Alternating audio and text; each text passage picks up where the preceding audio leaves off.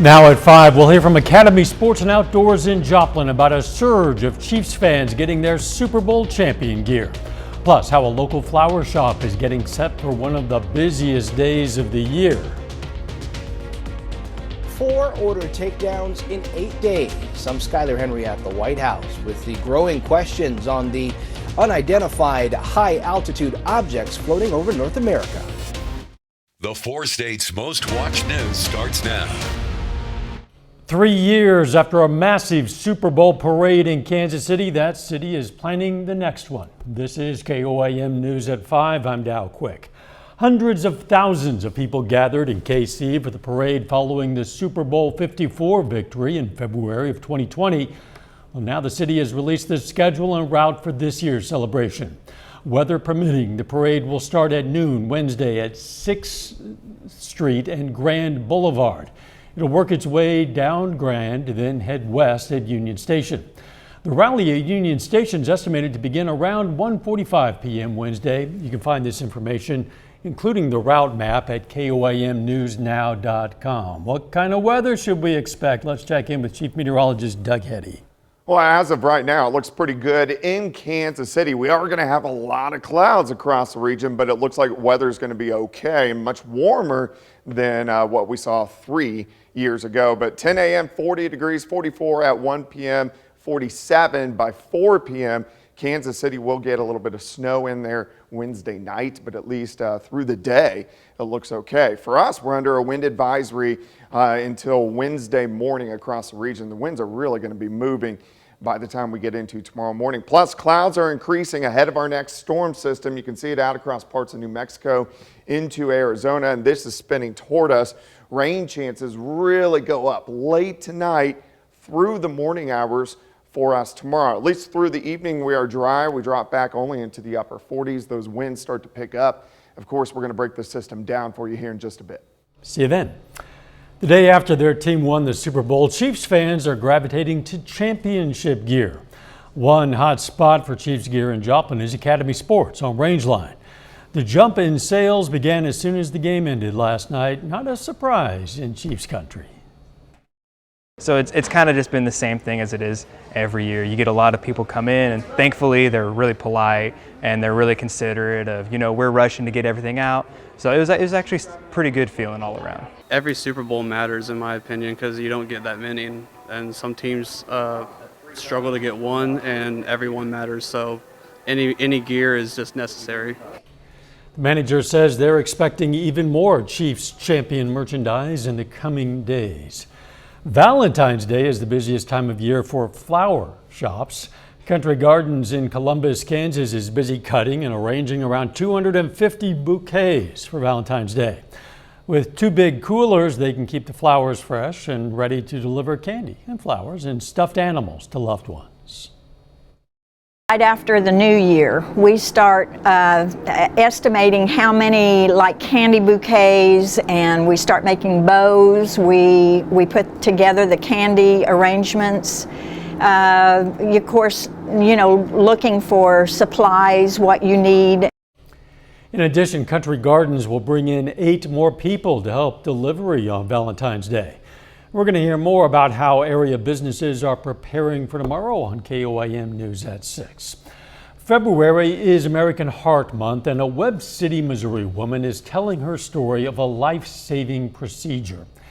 Amy Queen was 15 years old in 1993 when she was dressing for school one morning and dropped unconscious in the kitchen due to a heart condition that impacts heart rhythm and can cause fainting spells. Amy says the event and diagnosis were terrifying. But the fear on my parents' face probably accelerated my fear because they were obviously terrified that their 15-year-old was having these issues. And then I remember being in the hospital prior to implantation and praying a lot and knowing that this is a big deal even for a 15-year-old girl. When Amy was rushed to the hospital, she was treated by Dr. John Cox, her childhood doctor who inserted a pacemaker to help control the heartbeat. We're going to hear more about Amy's experience and how pacemakers have changed in the past 30 years tonight at 6. The earthquakes that shook Turkey and Syria 1 week ago today are now among the deadliest this century. The confirmed death toll has surpassed 35,000 people. Rescuers are still finding survivors, though they are fewer and farther between. The United Nations today announced its rescue phase is coming to a close as support now switches to providing food and shelter for the displaced. The Biden administration is working to recover and learn more about the unidentified objects the U.S. military shot down over the weekend. They're different from the Chinese spy balloon taken down earlier this month, but that incident put a lot more scrutiny on what is flying in U.S. airspace. Skylar Henry reports from the White House. The real risk to safety of flight was a problem. White House National Security Council spokesman John Kirby fielded questions about a series of flying objects shot down by U.S. warplanes over the last 3 days. While we have no specific reason to suspect that they were conducting surveillance of any kind, we couldn't rule that out. The latest takedown happened Sunday over Lake Huron between Michigan and Canada. The U.S. military also shot down an object over Alaska Friday and Canada Saturday.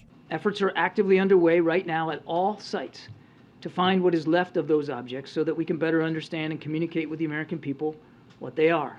National security officials say there is no indication that these are alien aircraft, bringing a lighter moment to Monday's White House press briefing.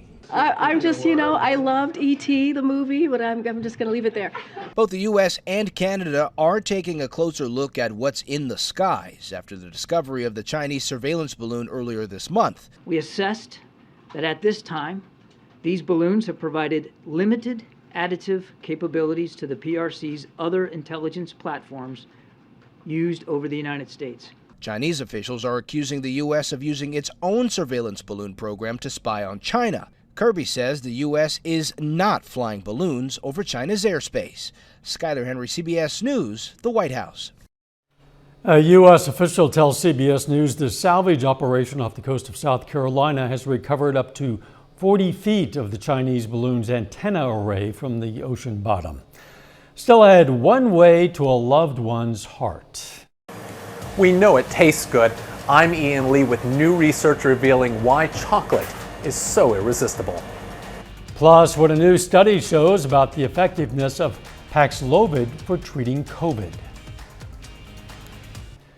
Topping today's Health Watch, for people infected with COVID-19, Paxlovid is proving to be a lifesaver. A study at the University of Colorado finds the antiviral remains highly effective on Omicron variants. Researchers tracked 28,000 patients with risk factors and found Paxlovid significantly reduced rates of hospitalization and death. Climate change has sparked an increase in wildfires, creating air pollution that could be dangerous for pregnant women. Researchers tracked more than 2 million births in California. They found being exposed to smoke from wildfires increases the risk of going into labor prematurely, and each additional day of exposure raises the odds of an early delivery. Tomorrow is Valentine's Day, and what better time to spoil that special someone, or maybe yourself, with chocolate? New research out of the UK shed some light on why we find chocolate so seductive. Ian Lee reports. Welcome to Mouse. My name is Aaron. I'll be your chocolatier for today. Anthony and Trenna are massive chocoholics. The charm of chocolate lured them to this London cooking class. That's what to love about chocolate. Different varieties, the different flavors you could get. But chocolate's power of pleasure puzzled scientists at the University of Leeds in England. We've been looking into the texture of the chocolates, lubrication or tactile sensation, rather than the taste. That melt-in-the-mouth feeling led researchers to create an artificial tongue, which cracked the code, revealing it all comes down to the chocolate's fat. Why is it nice on the tongue? It makes it smooth, it makes it slippery, it reduces the resistance. Scientists say that lubrication makes for a more enjoyable experience, and it doesn't come as a surprise to chief chocolatier Paul Stradling. It's to do with that the fat, the cocoa butter that's in there, and it's actually the only natural fat in the world that melts at body temperature. Researchers found that smooth sensation comes down to the location of the fat, not the amount. If we put more fats on the top surface of the chocolates, then we wouldn't need much of a fat in the body of the chocolates. And that got them wondering if you need fat at all. So you replace the fats with the proteins to get the same texture. Exactly, yes. And that would be healthier? It would be more nutritious for sure.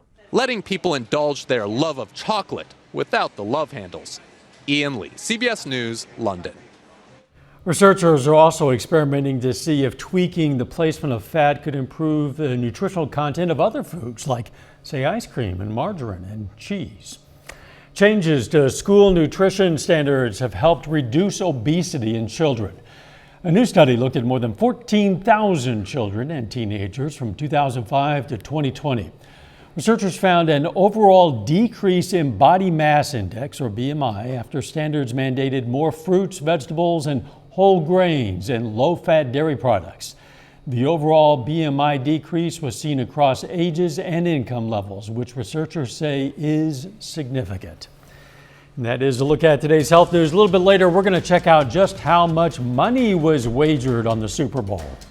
Plus, we have a lot of changes moving in as we go through the next 24 hours or so. I'm going to break that down for you coming up.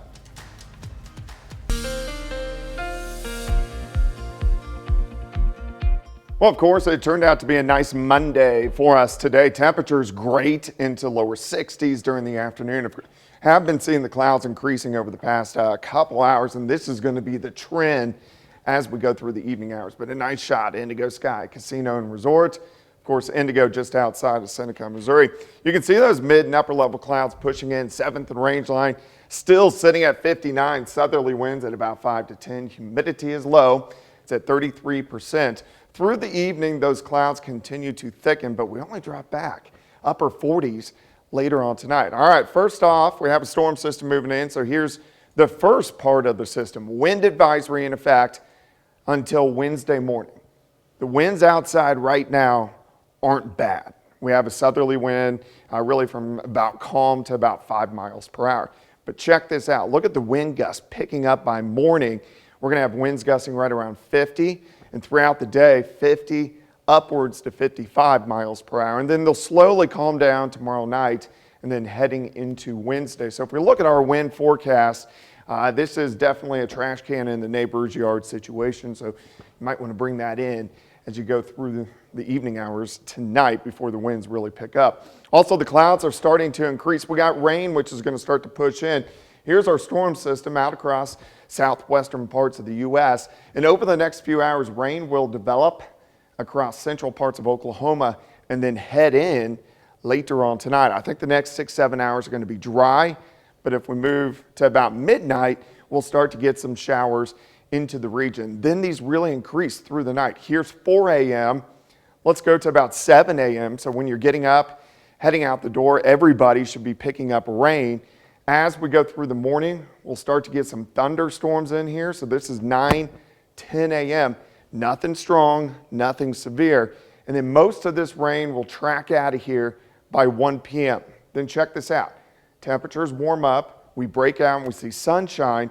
Then we get another little wave tomorrow late afternoon. This is going to be north of I-44, but some of these storms could be a little bit stronger. Probably not severe, but they could be strong. So we're going to watch that, especially in our northern counties, as we go into tomorrow evening. Then we clear out tomorrow night. It cools down, upper 30s to near 40 degrees. Check this out on Wednesday. Look at our temps. We push 70 on Wednesday afternoon, and then a strong cold front comes in with our next storm system. Thunderstorms again Wednesday night, and we could end with a little bit of a rain-snow mix as we go into Thursday morning. So we're kind of all over the place over the next few days. All right, rainfall amounts, I think with this next system, most of us probably pick up about a ½ an inch of rain, which is great. Here's your day planner for you. Rain in the morning, very windy, high temp right around 59 as we go into the afternoon hours. And of course, tomorrow's Valentine's Day, 100% chance for rain. 67 on Wednesday. Rain sneaks in Wednesday evening. Wednesday night could end with a little bit of snow Thursday morning, a high of only 35. And then we look pretty good heading into this coming weekend. So really temperatures kind of all over the place, a little bit of everything over the next few days. It is still winter after It is. all. Thanks, Doug. Coming up, we're going to take a look back at some of the most talked about Super Bowl commercials. Topping today's Consumer Watch, it was a big night for the Kansas City Chiefs and also sports betting. The American Gaming Association predicted that a record 50 million Americans would place $16 billion in wagers on last night's big game. We don't know the final numbers, but that prediction was more than double last year's estimates. With more than 100 million adults watching in the U.S., the Super Bowl was advertisers' biggest night of the year, as you might imagine. Brands paid $7 million for a single 30-second spot during the game. Reporter Chris Van Cleve looks at the ads that got the most buzz. Aren't you a little old for high school? This year's Super Bowl ad blitz included throwbacks to cult classic movies.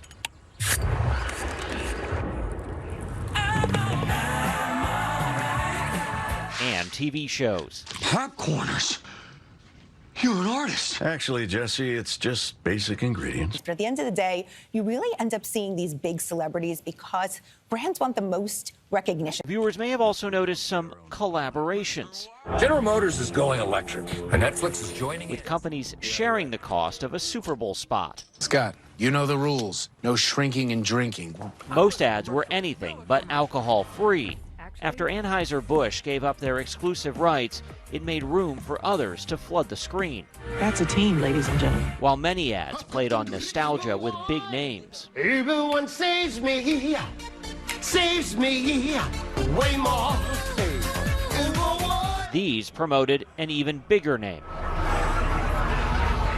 Christians spent around $20 million on a pair of ads as part of a campaign for Jesus. Jesus is in a bit of a rebrand right now. They're going out to rebrand Jesus to make him appeal to more younger people. Japanese pharmaceutical company raised awareness around an atypical Super Bowl topic, menopause. Oh, menopause, yay. But overall, Madison Avenue was back in true form, selling celebrity gimmicks slathered with cheese. ham and brie. I get it. At a reported $7 million for 30 seconds, that'll cost plenty of dough. Chris Van Cleve, CBS News, Glendale, Arizona. You did it, Adam Driver.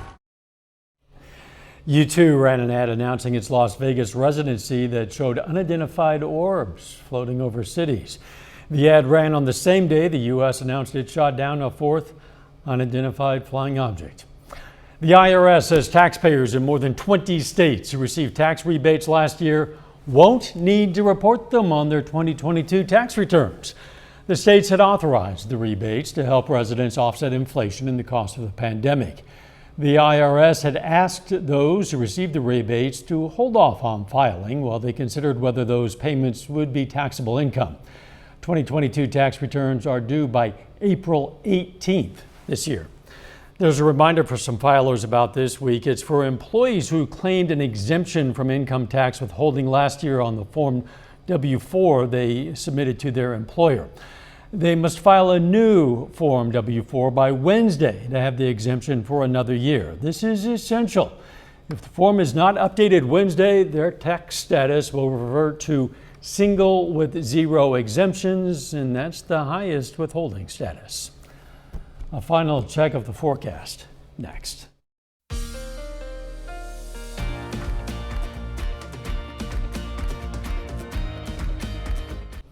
Up next on the CBS Evening News, what a new study shows about why women wait longer to seek heart health treatment. Then on KOAM News at 6, what Kansas Governor Laura Kelly is doing with her Super Bowl bet winnings. Yeah, she placed a bet. Plus, we're going to have more on how a local flower shop is dealing with its busiest time of the year, and how a 12-year-old from Missouri was able to watch his favorite team win the Super Bowl in person. Stay with us, CBS Evening News and then KOAM News at 6. Before we get to weather, I'm thinking you probably watched that football game. Oh my gosh, that's why my voice is hoarse today. Yelling at the TV? Yeah, well, more excitement at the end of the game. So I'm with just you. an amazing game. The weather. All over the place. Wind advisory tomorrow, winds gusting 50 to 55, thunderstorms in the morning. So when you wake up in the morning, it will be wet. Thanks for joining us. See you at 6. Let's make it a great evening.